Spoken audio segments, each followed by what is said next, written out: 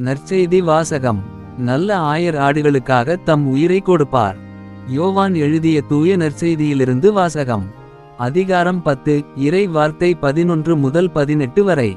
அக்காலத்தில் இயேசு கூறியது, நல்ல ஆயன் நானே.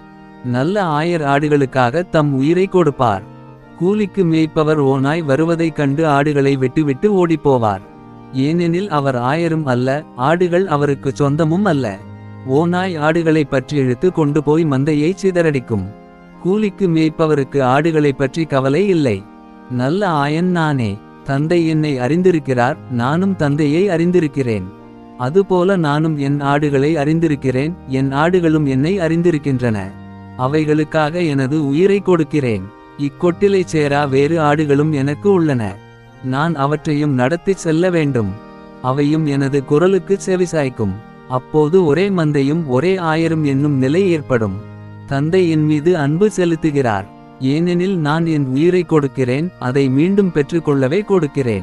என் உயிரை என்னிடமிருந்து யாரும் பறித்துக் கொள்வதில்லை. நானாகவே அதை கொடுக்கிறேன். உயிரை கொடுக்கவும் எனக்கு அதிகாரம் உண்டு, அதை மீண்டும் பெற்றுக்கொள்ளவும் அதிகாரம் உண்டு. என் தந்தையின் கட்டளைப்படியே நான் இப்படி செய்கிறேன்.